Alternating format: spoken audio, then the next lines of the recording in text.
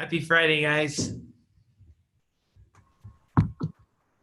Thank you. Thanks.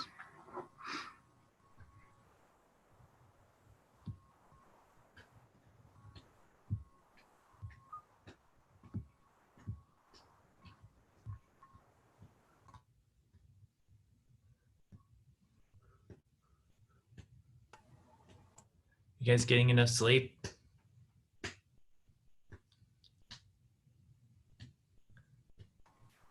I think so. Good. Good job. That's important. Don't shortchange yourself on sleep. It backfires.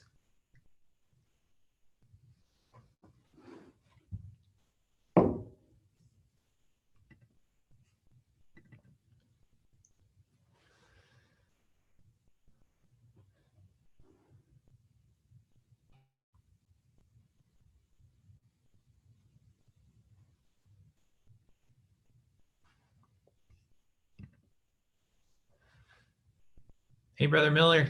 How you doing?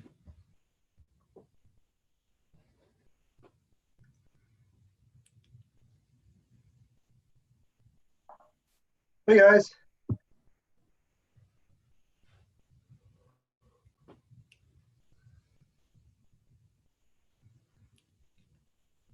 How's Gunther today?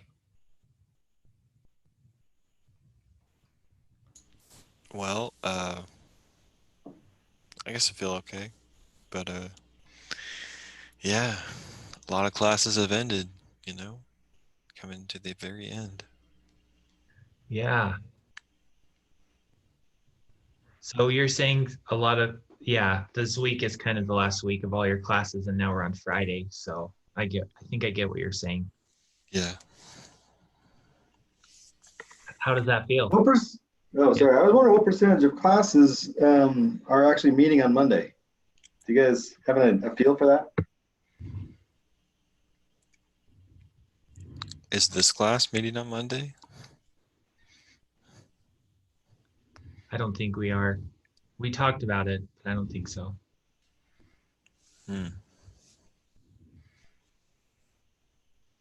don't think any are then. Maybe there's like one or two. Of your classes? Or No, none of my classes are meeting on Monday. okay.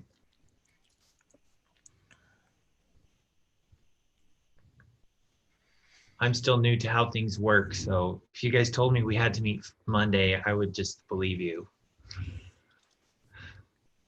Do we not have to meet Monday? Yeah, I mean, like, Monday is still technically a normal day because Tuesday and Wednesday are testing days. That's what I thought. Yeah. It's technically a class day, but I think we're gonna let you guys have it to study or do whatever.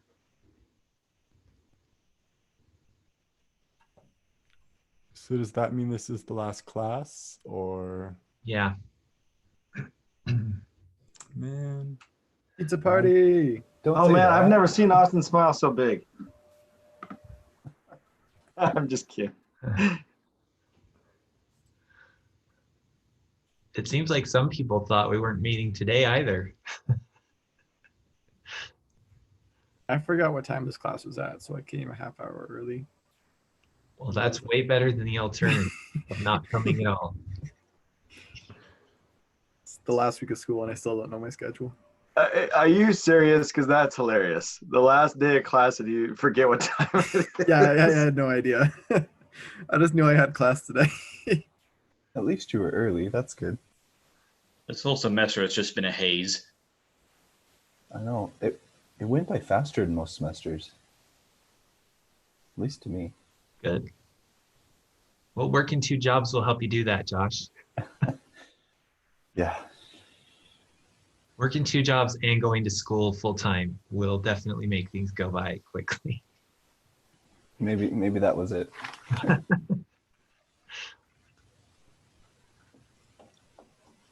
Well, do we have a spiritual thought giver today?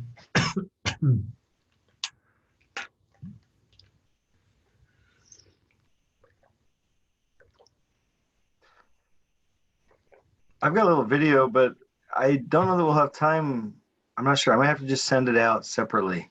Okay. It's one that I like to kind of end the semester on, but it's about 6 minutes long, so maybe I I'll think send we it have out time. separately.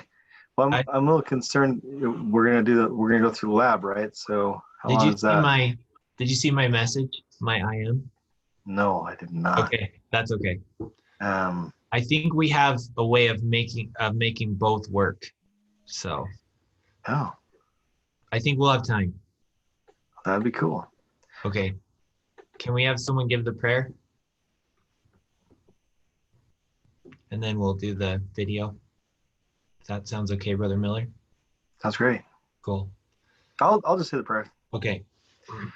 Dear Heavenly Father, we're so thankful. We're so very thankful for all our blessings, Heavenly Father. We acknowledge Thy hand in our lives. We're so grateful for Thy Son, Jesus Christ. Please bless us and bless these good students as they go through their finals times, that they'll be able to remember, recall the things that they've learned, and be able to remember the purpose of all this, and to grow and to become better and to become more. And bless them in their lives, that they'll have clarity and peace, and that they'll be able to discern what will be best for them and for their salvation, and bless them that they'll be able to have confidence and know of Thy love for them. And we're thankful again for all of our blessings. Please bless those in the world who are struggling. Please bless that we'll have relief and peace, and people will turn to Thee. And we say these things in the name of Jesus Christ. Amen.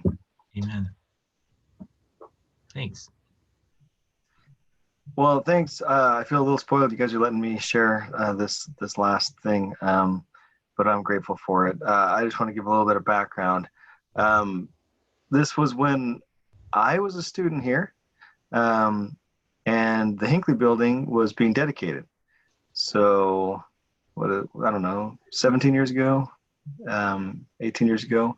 But the Hinckley building, the big religion building up on the hill, and President Hinckley, the prophet at the time, came and visited. And it was super cool because my wife had already graduated and she was working for the local newspaper, the Standard Journal. So she got kind of a press packet in advance about his visit, and they had like a little banquet and everything. And in that press packet that she got was his entire talk that he was going to give at the dedication. So she got to sit kind of up front, and because she was reporting on this for the on behalf of the city of Rexburg. And I was in the overflow, so we were separate. I didn't get to sit in the main area, unfortunately. We didn't have the BYUI Center back then, so not everyone could fit. But anyway, they were. Here's the thing: is that it was very interesting. I guess sometimes they, the general authorities or any public speakers might prepare all their words in advance, and this was a case where that was done, so that the press could be able to quote him accurately and have his exact words. But what was interesting about this is that he was so overcome by the Spirit that halfway through his talk, he said, "I'm just going to put my notes away." He threw his notes away, and Emily was just like, the whole place just lit up and was riveted on what he was going to say next. And so he was going off script and just going by the Spirit. And he started to testify about the goodness of BYU Idaho. So you may have seen some of these clips, little pieces of this clip. I think the school uses them in different things, but there's so much in here, guys.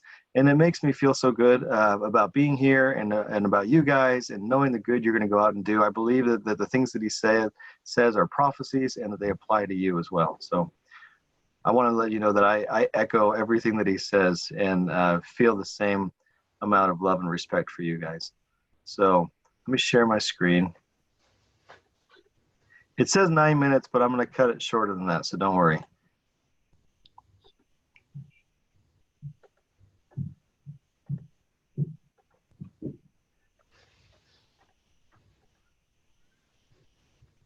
(2002), so 18 years ago. Yeah, but I love you. I feel like my volume, I don't know where your volume is, but I feel like mine's messed up. I love you, kids. You guys can adjust your own volume, sorry. First, I want to tell you that I love you. I love you, kids.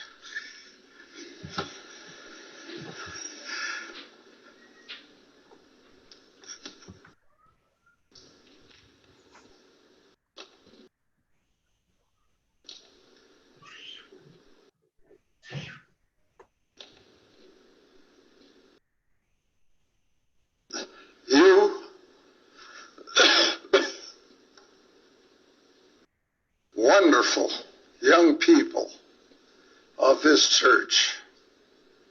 I love you. I believe you're the best generation this church has ever had.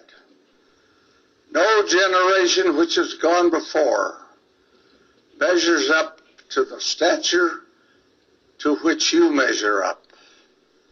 You're better educated. I think you have greater faith. I think you have shown that faith and are showing that faith than any other previous generation. I'm so thankful for you. I thank you for your strength, for your willingness to do the right thing, for your desire to serve the Lord, for your capacity to help build the kingdom, for the fact that you get on your knees and say your prayers, as I know you do, for the fact that you pray to the Lord to help you, to guide you in the things you do, as I know you do. God bless you for what you are and who you are.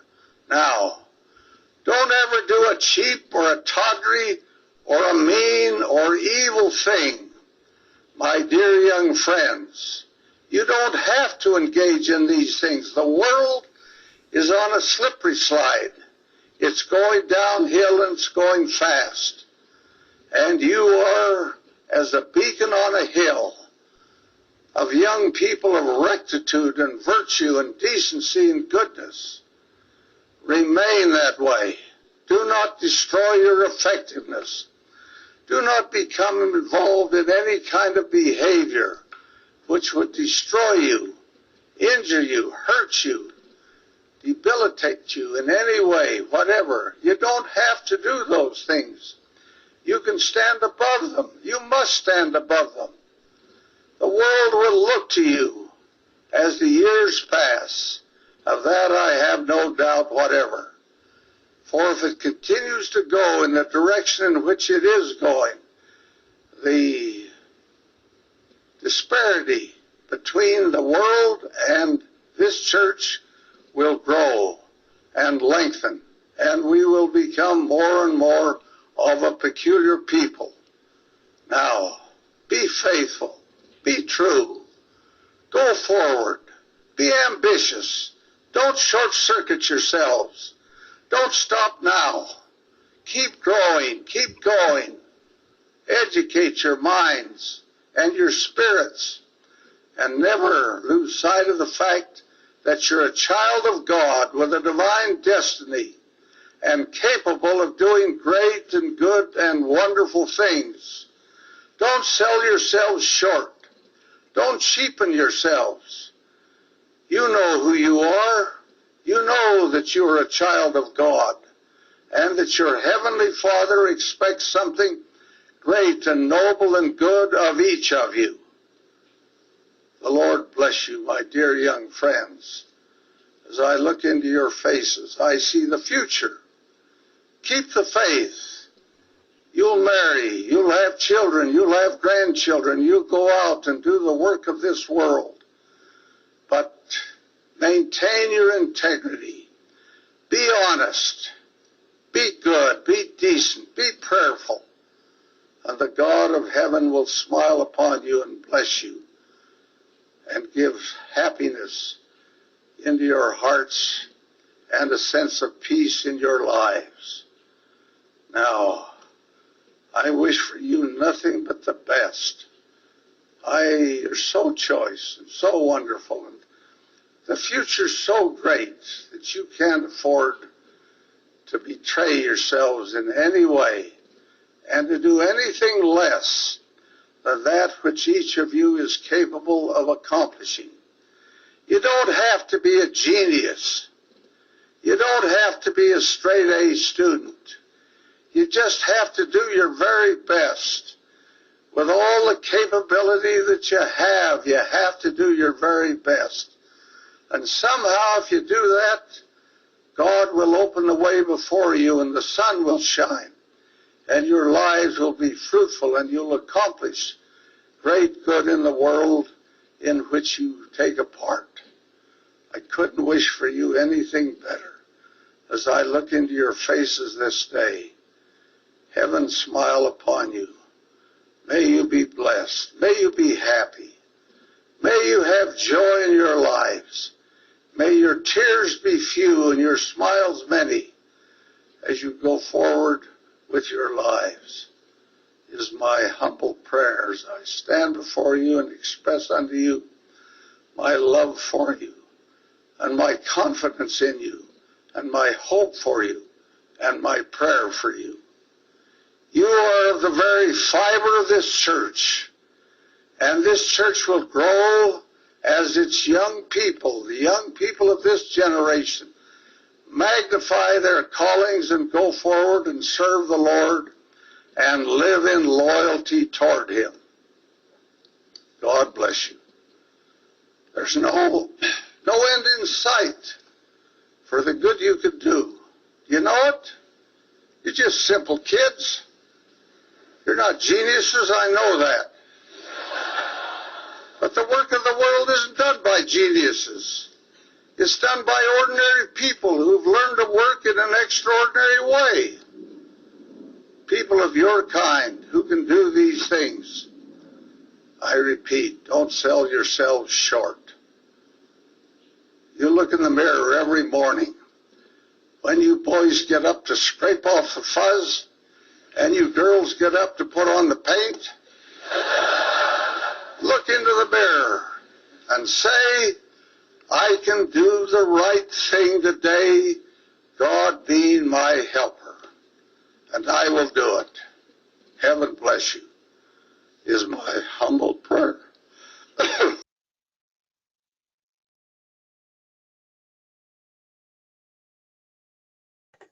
Well, thanks, guys. So much in there that stuck with me my life. That was a very spiritual moment for me at my stage in life, and I hope that those words ring true to you as well.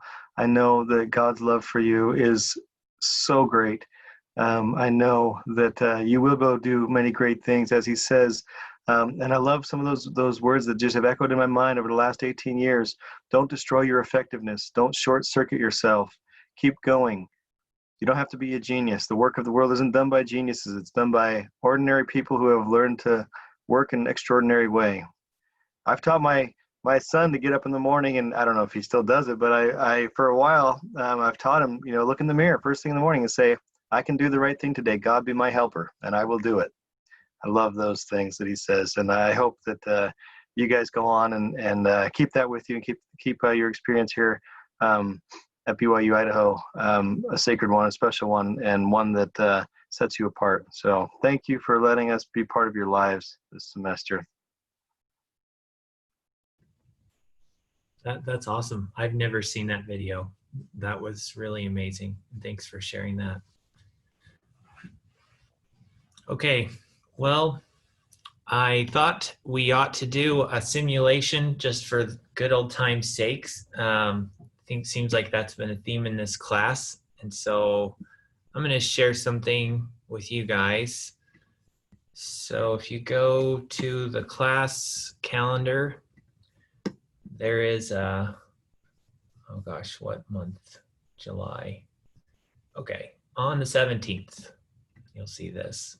Hot cocoa, please, Jenkins, worth 40 points extra credit.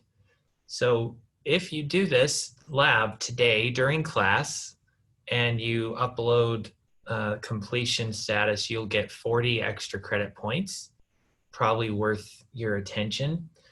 So who is Jenkins? Jenkins actually is not a person. So he works for free, sort of. He will run any automated deployment, build, so on that you configure him to do. So let's imagine you get hired for a new job starting next year. Congratulations. Your new boss says, you learned some CICD stuff in college, right? Uh-huh. Well, we don't do all that fancy stuff here. Would you be able to set that up for us? Your heart starts pounding. Don't worry. We'll give you plenty of time. It's no rush. You relax. We don't use Google Cloud. I noticed that was on your resume, right? Uh-huh. We don't have the budget to do cloud right now. We could do that in Kubernetes on our own data center. Is that right? Uh-huh. we want to use Jenkins. You've heard of that, right? Do you think we could run Jenkins on Kubernetes? Actually, yes, the last lab I did in my 262 class was setting up Jenkins on Kubernetes. I can't believe we found you. I'm so excited to have you on the team. So your assignment is to complete this lab, putting Jenkins on Kubernetes so you can make your new boss do a backflip. That's your assignment. I love it. I love it. That's an awesome scenario. Sorry, Besmir, what? The conversation was pretty funny. Oh my goodness. It's awesome. It's awesome. And what is CICD, guys? When he said your resume said CICD, or what was that, or that earlier on in the conversation, what does that mean? Computer information cloud development. Good guess, but wrong. Dang it. It might have been week 11 or 12, or I'm sorry, chapter 11 or 12 in the book, somewhere in there. Oh, man. We talked about it. We've talked about. We've done it. We've talked about it. You're just drawing a blank. It's continuous integration, continuous delivery. Yeah. Continuous integration. Or what about, is it also continuous development? Will that still work? So continuous deployment or continuous delivery. The D stands for either delivery or deployment. And delivery in software has come to be a very important term. Why do you think that would be? Delivery. Why would delivery be important? I got offered a job once called a delivery manager. Do you guys know what that means? It's not for pizza.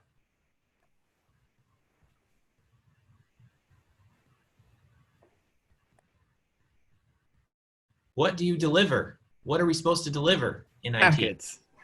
Say again, Josh? Packets. Working software? Software. Software. Yes, working software. That's what we deliver. Okay? So they have jobs where they just make someone in charge of that. Can you believe it? Their whole job is to make sure you actually deliver working software. You got dozens of software engineers just sitting there writing code, and they sometimes don't deliver any working software. None. And they'll have a guy just in charge of going around to them and saying, what are you actually doing right now? Is it gonna help us? Well, yeah, it'll help us in a few years. No. What about this week? This week, let's keep our minds on this week. Oh, well, I'll have to do something else. That's good, let's do that. Okay, that's kind of what they do. Well, CICD means continuous delivery of working software.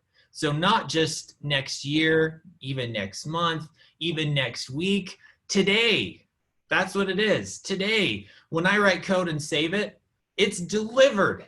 It's delivered, it's deployed, and it's ready to use. That's what CI/CD is about. Continuous integration, continuous delivery. That's it.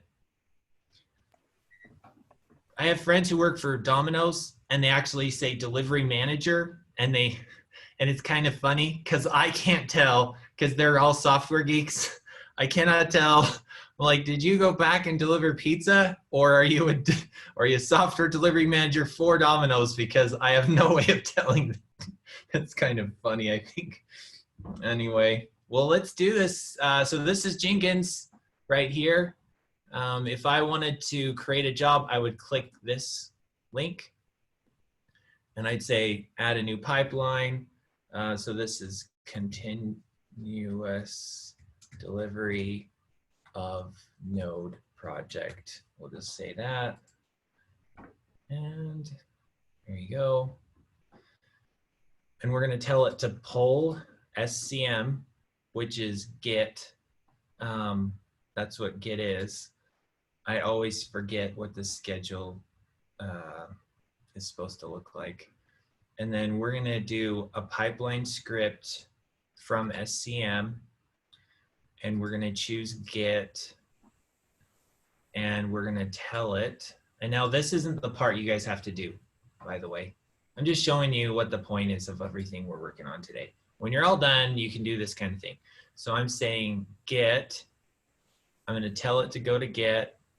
And then it says, oh, I can't because I don't have credentials. So I would then add credentials using a public key.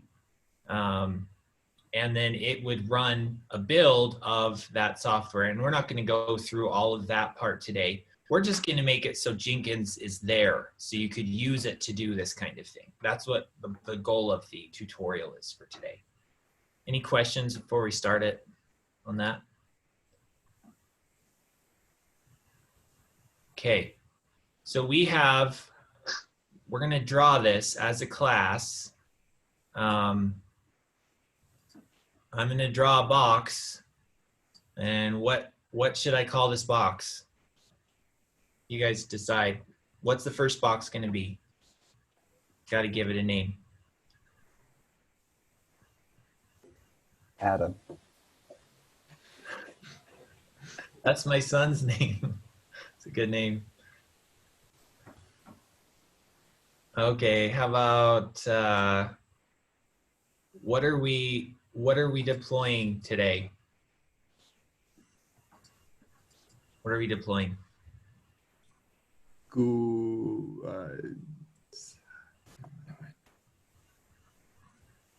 Kubernetes. Okay, we're gonna deploy on Kubernetes. Good. So there's Kubernetes. Good. You're right. Are we just making up an application? Is that what we're doing? Like, We're gonna draw what we're doing today. okay. So we have Kubernetes out here. Now, what are we putting on Kubernetes? We're putting pods. Okay, good. So your boss asked you to do something, right? Mhm. What did your boss ask you to do? With Jenkins. Yeah, good. Oops, not that. Okay, so let's put, where does Jenkins go? In Kubernetes, in a pod. Okay, good, very good. I like it. So we're gonna run Jenkins in Kubernetes. Now we're gonna run a Cloud Shell. Where does that Cloud Shell go? Where would I draw that part? We're gonna use the Cloud Shell today. Where is it located? That'd be around Jenkins? You mean like this? Or like this? Or which one? Oh, maybe outside Kubernetes? Yes. Because it can be its own thing. Yeah, Cloud Shell is outside Kubernetes. Right. Now, what if I want to draw Google Cloud? Where does that go? That goes outside. Like this? The inside Kubernetes, wouldn't it? Like this? Inside Yeah, I think it's Jenkins. outside. Yeah, What's that? I think it's outside Kubernetes. You think it goes out here? Who says it? Who says Google Cloud is outside of Kubernetes? Raise your hand. Let's have a vote. Okay. Four people, 3 or 4. Who says Google Cloud is in Kubernetes? Okay, 1, 2. Who says neither? Oh wait, we're not using Google Cloud because they don't have any money. Well, yeah. Yeah. Good. Okay. You're very good. Very good. So for your boss, you're not going to use Google Cloud. You're going to use Kubernetes. You're going to have pods. You're going to have Jenkins, but you are not going to have Google Cloud, right? And you're not going to have Cloud Shell. True. Now for today, though, we're going to use Google Cloud. Okay. So for today, where does it go? I would go outside. It actually is going to be Oh, like wow. this.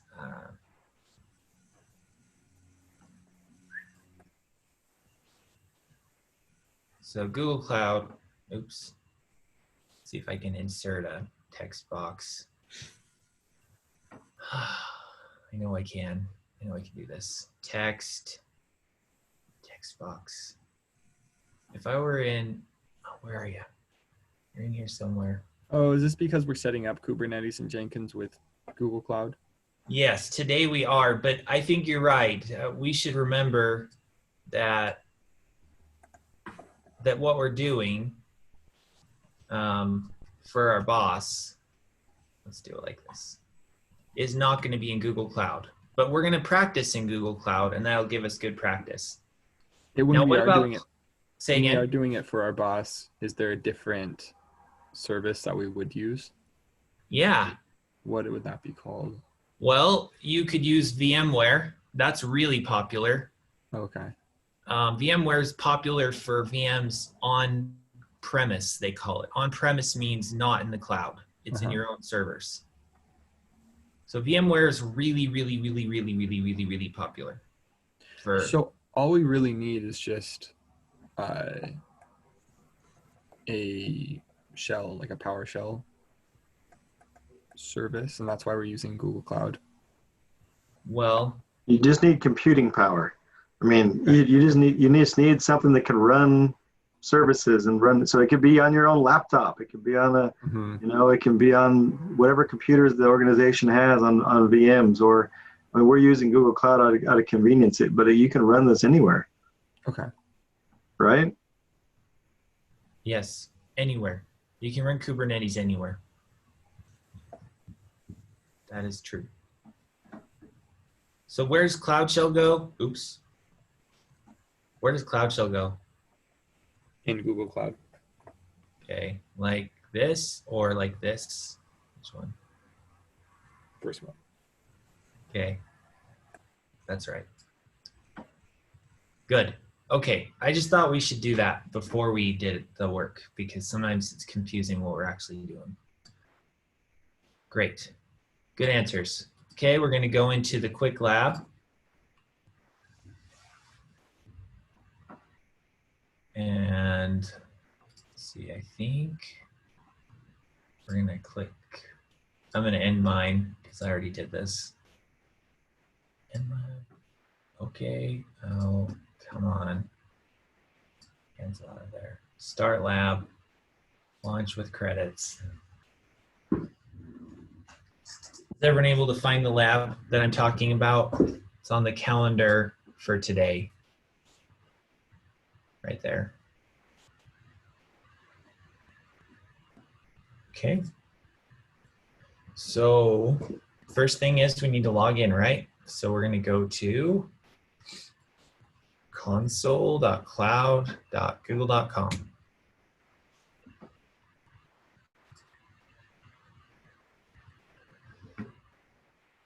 And we are going to log into our account, the new account. I'm going to remove this old one because I don't need it. Yes, remove. And then use another one. Copy this over here. Copy this.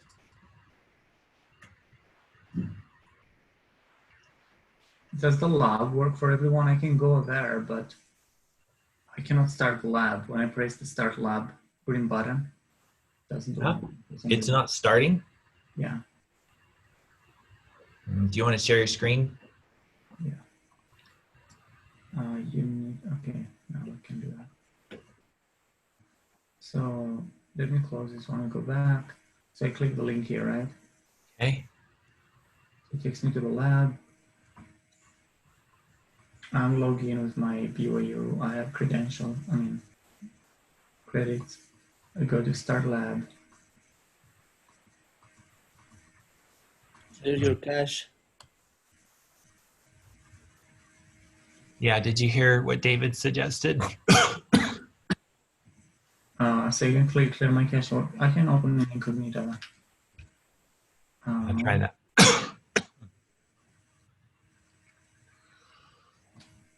Okay.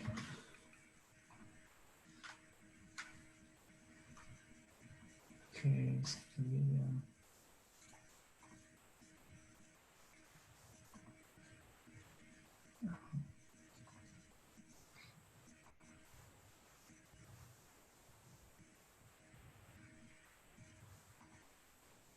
Okay, so now, yeah, I think probably that. Okay. Okay. Thanks, David. Good Great. idea. It's working fine. Let me stop sharing. Anyone else stuck so far? Okay. Okay. So I'm gonna go along with the lab, and you guys can either watch me, or you can watch me and work, or you can just do the lab without watching me, and that's fine too. Okay, so I'm gonna go select a project, and then I'm gonna select this project, Quick Labs GCP. I'm gonna click Activate Cloud Shell. I'm going to accept. Go away, please. Continue.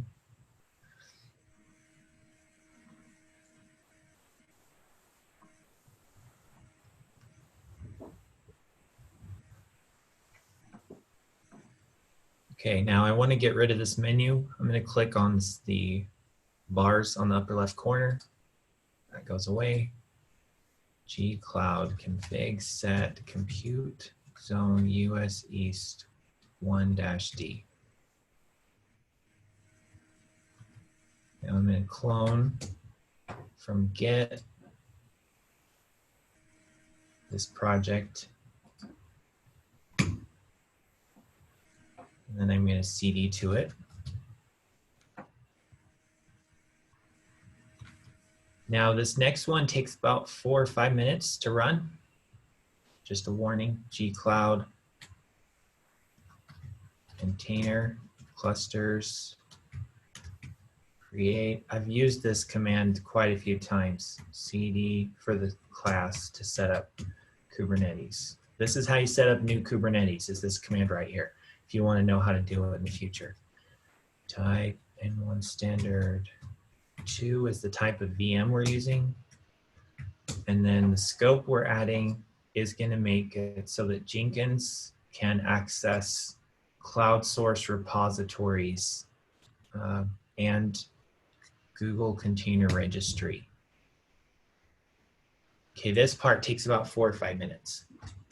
Creating cluster, Jenkins CD.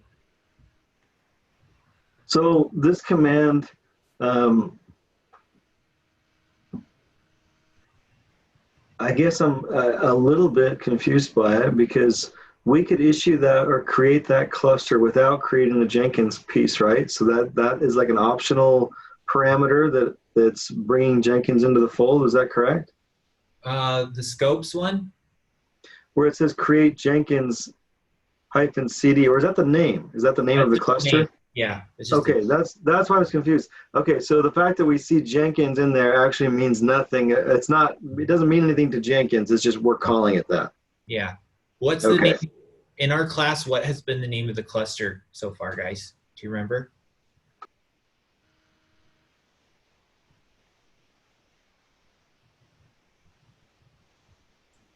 Hasn't it been just like cluster 1? Yeah, ours has just been cluster 1. So.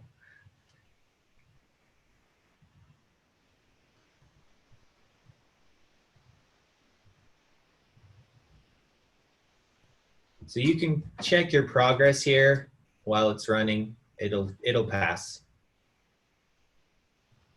And then you can open another tab too and run the next thing. G Cloud container clusters list, and you'll see it. There it is. So this IP address is actually how kubectl talks to the cluster. So when you do kubectl get pods or whatever, it's actually hitting this IP address and issuing that command. And then the cluster is responding back with that information. That's how it actually works. Notice the status when he ran the on the other one? Status provisioning. Yeah, so it's still not ready yet. But you can check in on it there. Yeah. Yeah, this one takes a minute. More than setting up a server. Why do you think it takes more than setting up a server? More time. The server is done locally. This is done remotely. Okay, that's a good point. If I set up a server remotely, does it take more time than locally? It depends, right? So if most of the computing is happening on the cloud, like the booting and the installation, and it's all happening in separate environment, it could still be fast or even faster than locally. It could be. And usually for me, it has been. So what's happening is it's setting up it's actually setting up 2 servers. If you look at the command that we gave it, we gave it 2 nodes. That's 2 servers. So it's setting up 2 servers, right? And it's adding software on those servers. So it's not only starting up the server, but it's installing Kubernetes on them. So there's a couple of things that make it take a while. Cool. So now we are going to get kubectl set up with this command, okay? So this actually makes kubectl work. If I were to say kubectl get pods right now, it's gonna go, I can't do it. See? But if I provision my credentials, this is like taking my username and password and saving it somewhere where kubectl can get to it. And I'm telling it the name of the cluster I want to connect to. And it's saving it now. So now if I say kubectl get pods, it's going to say there are no pods, but it won't fail. What? Say the exact same error?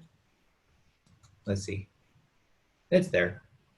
I just didn't use a very good command to show you. So if you say kubectl cluster info, this is it. There's the master. So that's where you're talking to the whole time. Okay, any questions on that so far? Okay, we're gonna install something called Helm. Helm, who's ever used Windows Installer before? Anyone use Windows Installer to install Windows programs on your computer? Okay.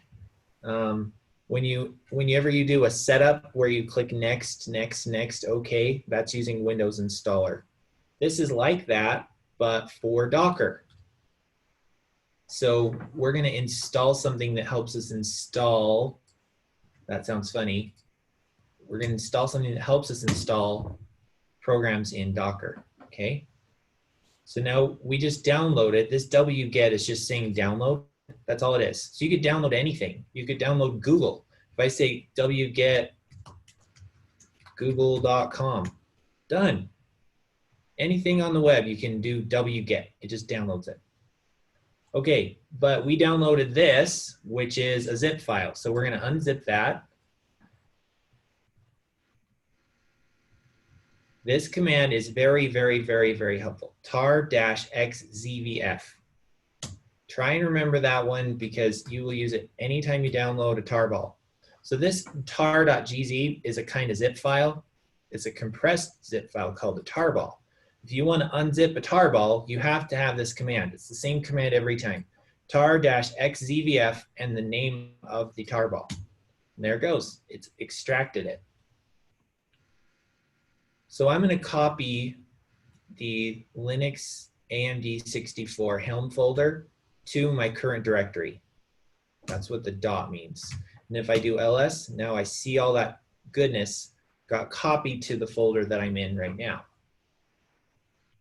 Okay, so that's all there. Now I'm going to set up Kubernetes to trust Helm. So Kubernetes has to trust me first. So I'm going to tell it to do that. So I'm going to create a cluster role binding, cluster admin binding, cluster role equals cluster admin, user equals me, but here we're just telling it that programmatically. gcloud config get value account.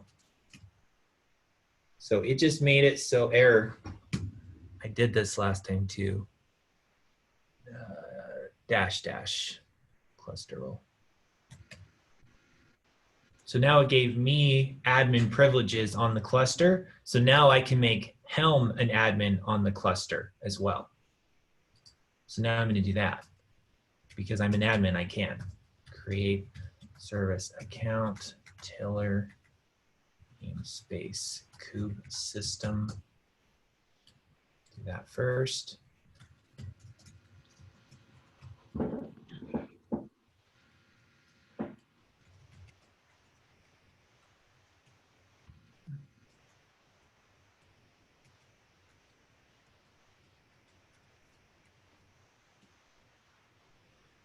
Flag service account with only one C.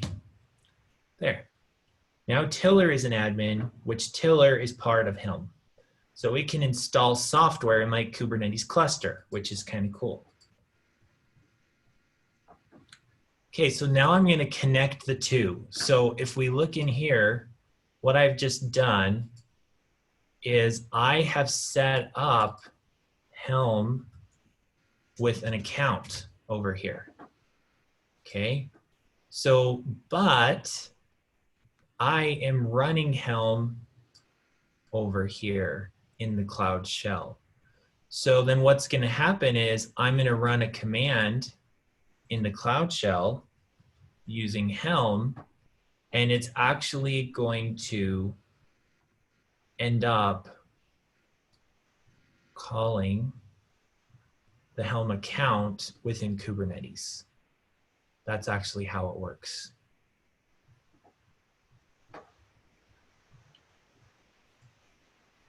Okay, so let's do that part. So Helm, I'm going to tell you your username.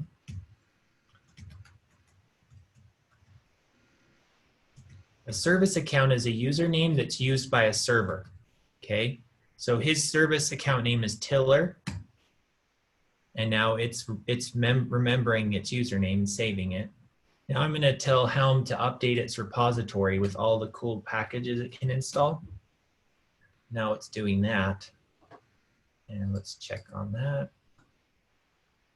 Okay, let's see what version of Helm we're running. Okay. Now we're going to install Jenkins. So Helm, go ahead and install Jenkins. And the name is going to be continuous delivery stable Jenkins. And you're going to use this YAML file right here in this folder that I checked out from GitHub.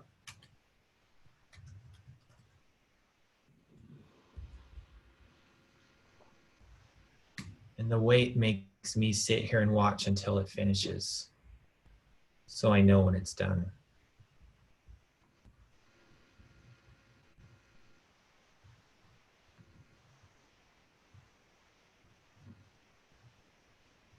And it is waiting.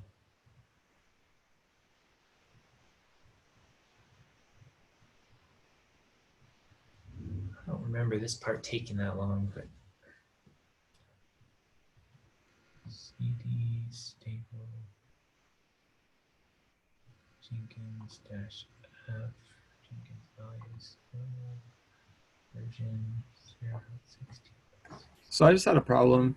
Okay. When I tried to create Helm initially, I typed it in wrong and I didn't catch it. And Okay. then I did the rest of the commands, the adding myself as an admin, Okay. and then the tiller stuff. Okay, that's fine. Do It's I need okay to do if that you created- again? No, Okay. you don't, because you Okay. created the account and eventually you're going to tell it about the account, but it's okay if you created that account before it was installed. Okay. So now we have pods. There it is. And it's not ready. 0 of 1 is ready. So let's do this, kubectl describe pod, and we'll give it the pod name, see what it's up to. What does it say? Normal, started. Okay, so nothing is wrong. Just, at least that's what I don't see anything wrong. Oh, readiness probe failed. Client timeout exceeded. Okay, I think it's just starting up Jenkins is my guess. That's, oh, there it is. It's ready. So if I describe it again, it's funny, it shows the last status as failed, but if you look at it in get pods, it says it's running. So it is up. Okay. So now what we're going to do is kind of fun.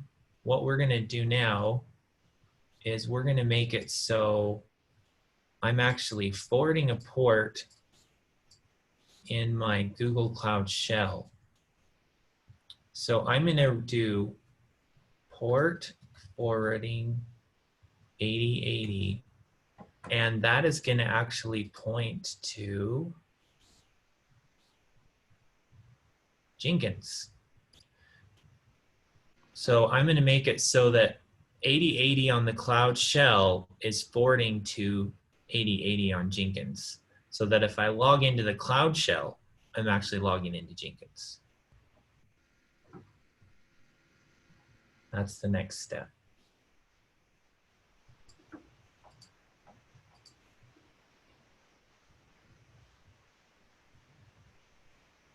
We'll do that later. So the next step is export pod name. So we're just telling it the name of the pod, and we're going to save it in an environment variable.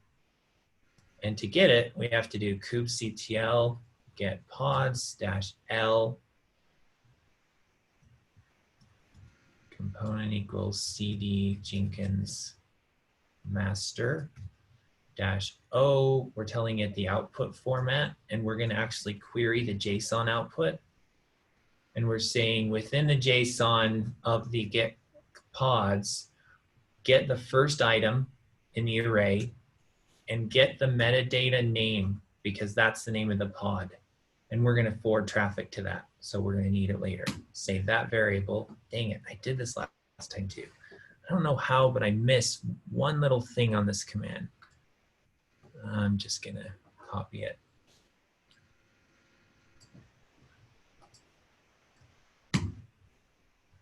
Okay, kubectl. Now we're telling it to port forward.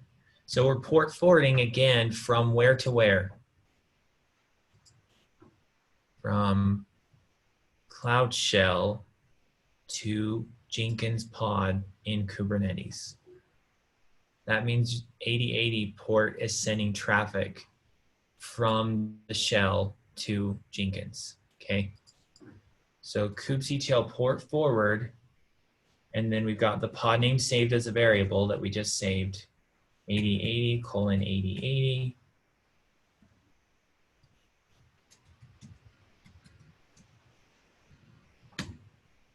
Okay, done. Quick question. Yeah. So for pod name, since we have that $sign pod name, that's just calling like the variable pod name. Yeah. Okay, so we can do that to save variables, so we don't have to type out the whole thing again. Right. So the first command here that we did, the export pod name equals, that's actually how you create a variable in the shell. Okay. You say export variable name equals, and it could be whatever. Okay. Yeah, good question. So if I say echo $pod name, that actually prints the variable, and that's it. That was my follow-up question. So if you ever want to know what a variable is set to, you just say echo $variable name.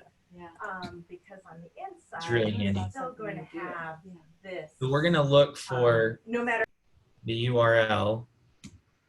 So if I say kubectl get service, if I were to go to the UI, the web UI, guys, which IP address would I choose? Maybe this one? Why would I choose this one? Well, we have something called a load balancer. And that load balancer is the only way that web traffic usually gets to Kubernetes from outside of Kubernetes. So it kind of goes between the worlds. So it kind of goes between the cloud and the internet. And that is called a load balancer. I used a square and I meant to use a rectangle. So that didn't work. So we're going to add a load balancer. The load balancer brings traffic in from the internet into Kubernetes. So I can connect to it that way too. I've got two options. So one option is the load balancer.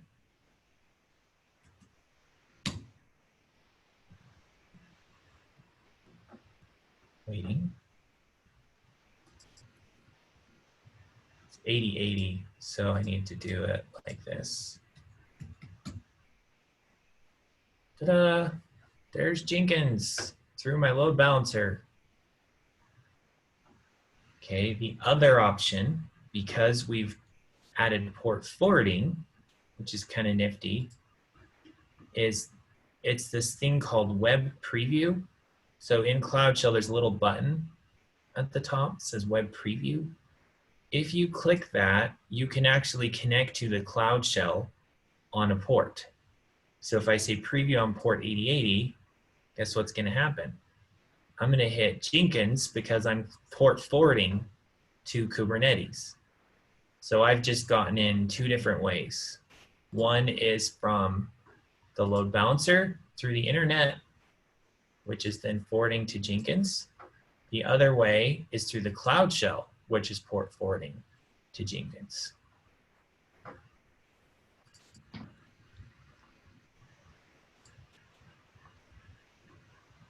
And if you want your password, you will do this nifty command, printf.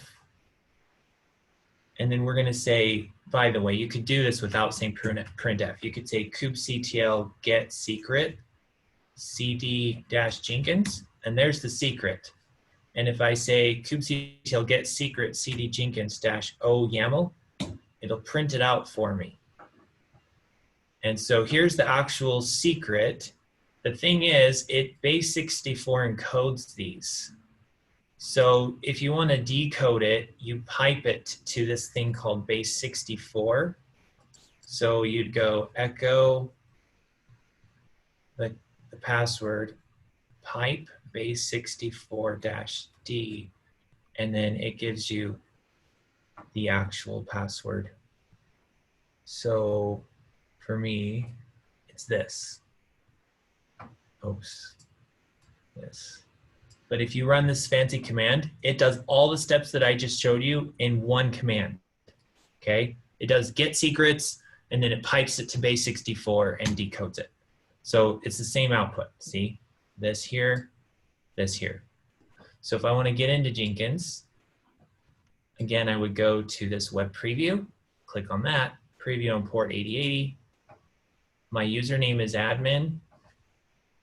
My password is the thing I just got from this nifty command. Over here, that's my password. Paste it in and log in.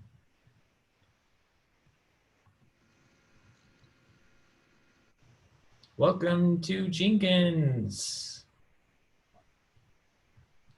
Now, the questions. The additional scope enables access to Kubernetes cluster for interacting with other GCP services. It's asking you about the very first command, well, one of the very first commands where we added this scope here. And what was that for? Was it to give Kubernetes access to Google Cloud Registry and Google source code? Yes, it was. The role-based access is an approach to restricting system access to authorized users. That is correct. Yes.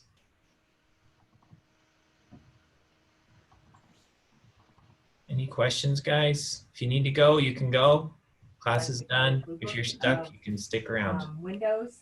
If no one else has any questions, do you mind if we kind of go around in Jenkins and play around with it? Yeah, you can, definitely. I'm going to put Let me take a quick measurement. the password to my Jenkins instance here. That's the password. user is admin, and the URL Ourselves. is this. Oh.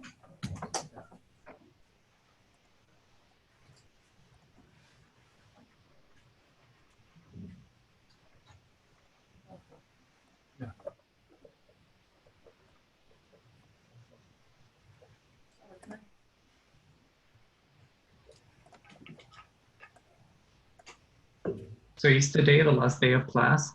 Yes. What? Uh-huh. Okay. You're good, Mom. It will open.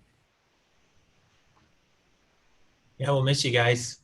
It's been fun working with you all. Yeah. Yeah, we'll miss being here. Thank you so much, Brother Mule and Brother Murdoch, for your help and guidance. It's been great class, and it's been a lot of fun as well. And yeah, you has helped us to not be too stressed, but at the same time learn and enjoy this class. Thank you so much. Thank you very much. It's good feedback, but you can tell us the things we can do better too. If you want to send it as an email, you can do it that way. Okay. Thank you. Thank you, guys. Thanks for a good semester. Thank you, Josh, for working hard. Keep it up. Thanks. You too. Okay. I look forward to taking other classes with you. Thanks, Andrew. Look forward to having you. Have a good summer. Don't be strangers. Stay in touch. Yeah, if you need anything, just email us, guys. If you need a recommendation or advice or whatever, just email us. Okay, will do. Cool. Make Take some care. cabinets for us, Josh. Make some nice cabinets. Hey, thanks. Appreciate it. Take care. See ya. Thank you, Brother Murdoch. Thank you, Brother Miller. Thank you, everyone. My group in special. That helped me a lot. Ronaldo, you were my favorite Ronaldo in our group. They have. Thanks, Ronaldo. You worked hard too. Good job. Yeah.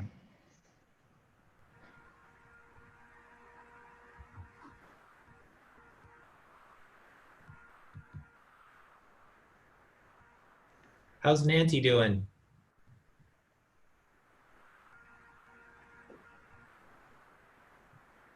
How are you, Nancy?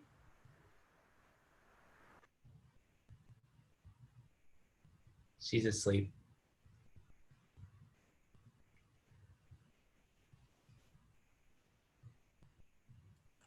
And now she's gone. I hope I didn't offend her. Scared her away. Credential.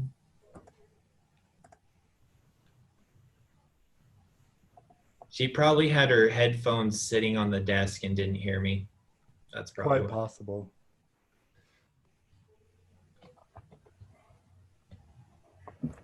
Can I share my screen and kind of walk through Jenkins Yep. with you guys? It's a whole new world. Hey, thanks, guys. Are you leaving, Brother Miller? I'm gonna leave for now. Okay. Yeah, but Thanks, Brother Miller. I will always be present. Okay. It's like Yoda. I think I'll follow Brother Miller's example and hop on out of here. It's lunchtime. Okay. Oh, Have a good man. lunch. Have a good summer, John. Thanks, you too. I'm gonna head out too. Thanks, Brother Murdoch. It's been a good semester. So Thanks, Ty. You worked hard. Good job. yeah, we'll see you. See you later. Guys, no. Where is? Actually, let's do. Okay, so I grabbed the repository from when we were building those triggers a couple weeks ago. Oh yeah. It was just kind of random repository. Mhm. So this would just be the description, trigger, building.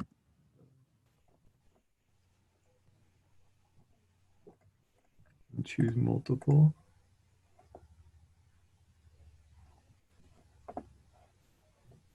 Okay, so discard old builds. Is that just deleting all of the history with my merging? So it's Jenkins keeps folders for every build. There's a folder, Okay. and it actually grows really fast and eventually will fill up the server, Okay. believe it or not. So this is just saying delete everything that was in Jenkins, or Just the build folders. okay. So every time it runs a build, it'll delete the folder afterwards. Oh, I see, for this specific repo. Exactly. And you can tell it how long, how many days to keep, which is good. So if it is empty, then it will stay forever. Yeah, and it'll fill up your server and kill it. Okay. They should have this as a default setting because I've had this kill me a number of times.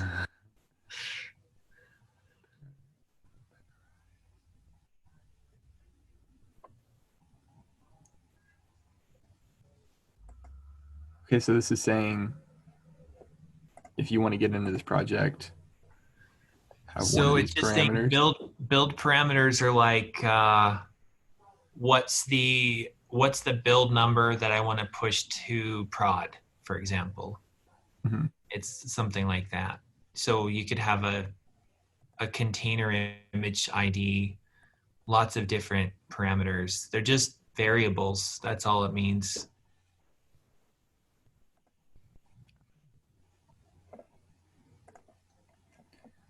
Throttle builds. So that means you can't have more than one build running at a time. That's okay. So it doesn't overwhelm the server. Sure.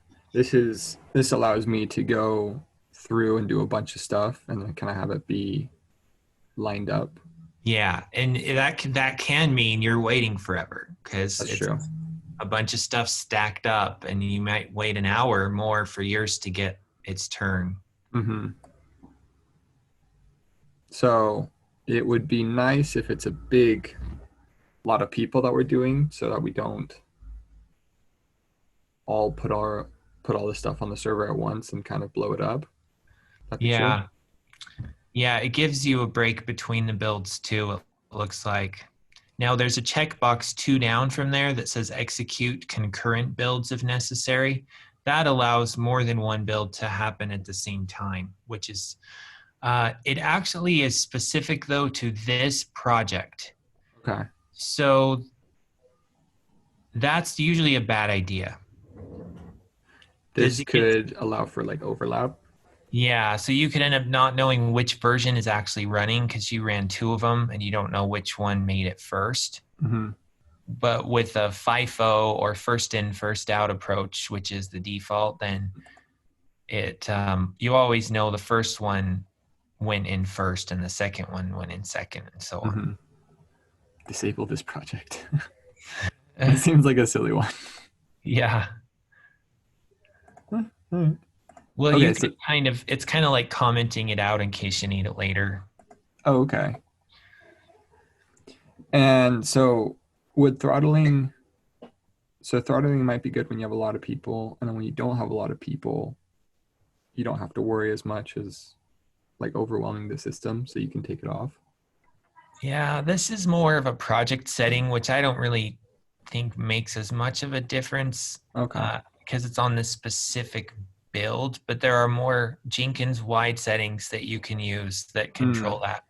Okay, so I just go into my Jenkins settings or wherever. Right. Okay. As the admin. Mm-hmm. Wait, what would you do if it was none? Then sometimes you're not pulling from Git. You might just be doing a script that needs to go do a cleanup job or something. Oh, okay.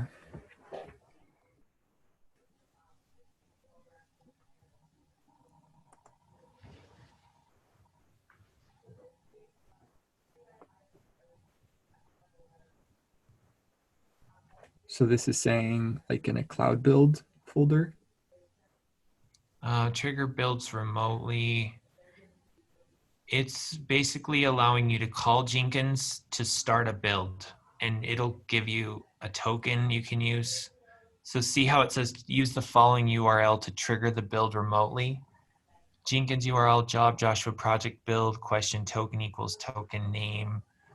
And so you would just put that in a URL and it would start the job. So you could trigger it from anywhere that has access to Jenkins.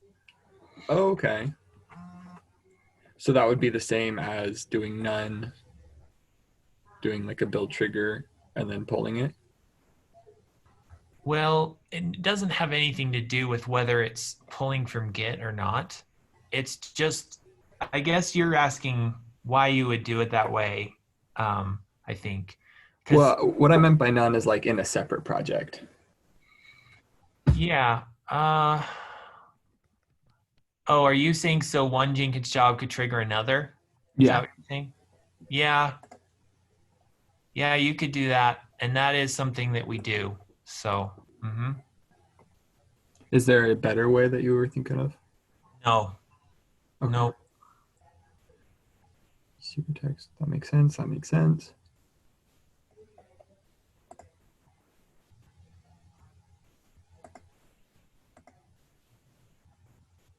Oh, cool. Okay. Well, for the most part, that makes sense now. Thank you. Yeah, no problem. Jenkins is really popular. I'm sure you'll get to use it. Oh, yay. Yeah. Cool. Well, I'll let you go. Okay, well, good talking to you, Josh. And hopefully I'll talk to you next week. I'll be working, I'll be at all the stand-ups and stuff. Yeah. If you need anything, let me know. I'll be the stand-ups next Monday. Okay. Maybe next Tuesday, but then as a general rule, it'll be Tuesday and Thursday. Okay. And I don't know that during the summer I'll be going to stand up. We'll see how it goes. I promised my family I'd have a month off. So. Well, that's probably a good thing. Yeah. Well, thank you so much. Thank you. Have a good summer. You too. Okay, bye.